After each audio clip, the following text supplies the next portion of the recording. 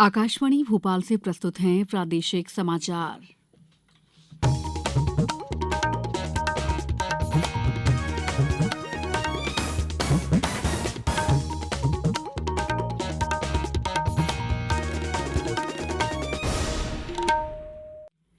नमस्कार, समाचारों के साथ मैं दीपा सिंह। सबसे पहले मुख्य समाचार। प्रधानमंत्री नरेंद्र मोदी ने कहा कि भारत की विदेश नीति का प्रमुख मार्गदर्शक सिद्धांत राष्ट्रीय हित है। प्रदेश की 16वीं विधानसभा का पहला सत्र हुआ समाप्त। मुख्यमंत्री ने कहा, कोई भी योजना नहीं होगी बंद। प्रदेश में विकसित भारत संकल्प यात्रा के दौरान हो रहा है विभिन्न कार्यक्रमों का आयोजन।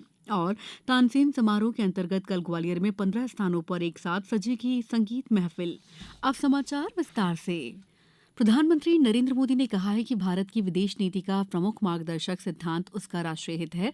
ब्रिटेन के समाचार पत्र फाइनेंशियल टाइम्स के साथ साक्षात्कार में श्री मोदी ने कहा कि दृष्टिकोण आपसी हितों और समकालीन भू राजनीतिक जटिलताओं को देखते हुए भारत के विभिन्न देशों के साथ संबंध को रेखांकित करता है। उन्होंने विदेश नीति के लिए व्यवहारिक दृष्टिकोण का भी समर्थन किया। उन्होंने कहा कि विश्व परस्पर संबद्ध होने के साथ साथ परस्पर आश्रित है। साक्षात्कार में प्रधानमंत्री ने वैश्विक स्तर पर भारत की बढ़ती भूमिका पर भी चर्चा की। प्रदेश की 16वीं विधानसभा का पहला सत्र आज समाप्त हो गया। इस 4 दिवसीय सत्र में विधायकों को शपथ दिलाई गई। इस सत्र में विधानसभा अध्यक्ष का भी चुनाव हुआ। राज्यपाल के अभिभाषण पर कृतज्ञता ज्ञापन प्रस्ताव पर चर्चा पूरी होते ही सदन की कार्यवाही अनिश्चितकाल के लिए स्थगित कर दी गई है। आज चौथे और अंतिम दिन राज्यपाल के अभिभाषण पर कृतज्ञता ज्ञापन प्रस्ताव पर चर्चा हुई। इसमें सत्ता और विपक्ष के कई सदस्यों ने भाग लिया। सदस्यों द्वारा उठाए गए सवाल और सुझाव पर मुख्यमंत्री डॉ मोहन यादव ने कहा कि कोई भी योजना बंद नहीं होगी। हमारे पास सभी योजनाओं के लिए पर्याप्त धनराशि है। असल में विपक्षी दल कांग्रेस के ज्यादातर सदस्यों ने आशंका जाहिर की है कि सरकार लाडली बहना योजना को बंद करना चाहती है। आकाशवाणी भोपाल के सेल्स सेंटर ने इन 4 दिनों के सजीव प्रसारण को प्रायोजित कर 70 लाख रुपए से ज्यादा का राजस्व प्राप्त किया। देश के इतिहास में संभवतः पहली बार ऐसा हुआ है जब प्रसार भारती द्वारा किसी विधानसभा की कार्यवाही का सीधा प्रसारण कर राजस्व अर्जन किया गया है।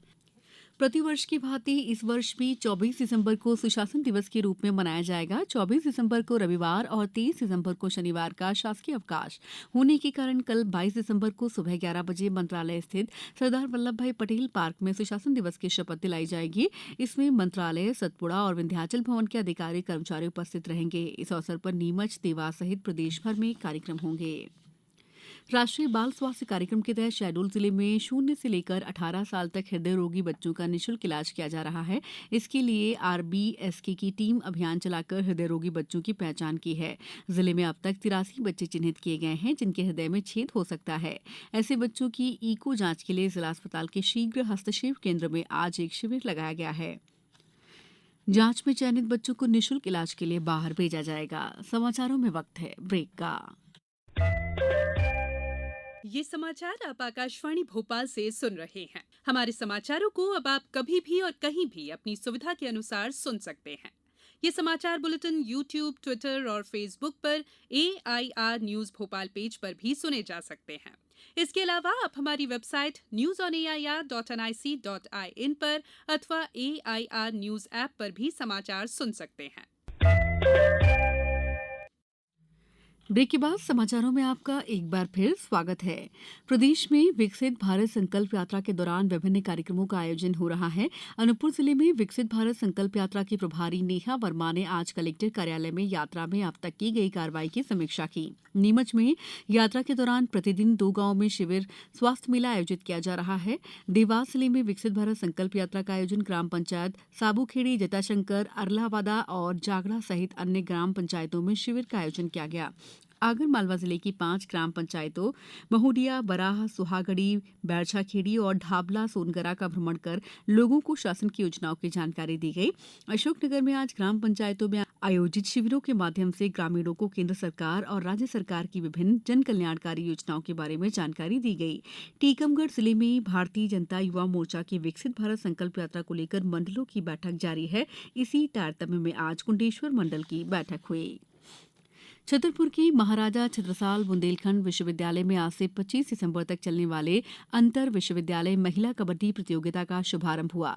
मध्य प्रदेश, गुजरात, महाराष्ट्र और राजस्थान सहित विभिन्न राज्यों से आई हुई खिलाड़ियों ने आयोजन स्थल Baburam Chaturvedi stadium march past किया। इस अवसर पर विश्वविद्यालय की कुलपति शोभा तिवारी ने अपने संबोधन में कहा कि छतरपुर सहित समूचे बुंदेलखंड के लिए गौरव की बात है कि इस प्रतियोगिता में 5 राज्यों की 900 लड़कियां हिस्सेदारी कर रही हैं। कार्यक्रम में रंगारंग कार्यक्रमों की प्रस्तुतियां भी दी गई। महिला और बाल विकास मंत्री स्मृति ईरानी ने आज नई दिल्ली में आंगनबाड़ी सह शिशु गृह पर राष्ट्रीय कार्यक्रम का शुभारंभ किया। उन्होंने अपने संबोधन में कहा कि सरकार की देश भर में 17,000 शिशु गृह खोलने की योजना है। श्रीमती ईरानी ने कहा कि शिशु देखरेख स्वसहायता समूहों और सहकारी संघों में कार्यरत महिलाओं के लिए एक बड़ा आर्थिक अवसर है। प्रतिष्ठित तानसेन समारोह के अंतर्गत कल ग्वालियर में संगीत की महफिल सजेगी।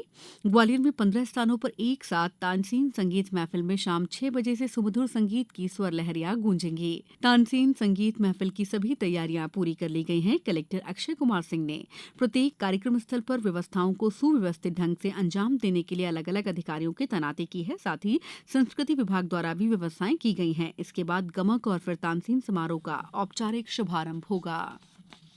विधानसभा में आज रतलाम शहर विधायक चैतन्य कश्यप ने विधानसभा में विधायक के रूप में मिलने वाले वेतन भत्ते और पेंशन नहीं लेने की घोषणा की। उन्होंने कहा कि मेरे वेतन भत्ते राजकोष से आहरित नहीं किया जाए। विधायक कश्यप ने कहा कि उन्हें मिलने वाली राशि का उपयोग राज्य के विकास और जन कल्याणकारी कार्यों में किया जाए।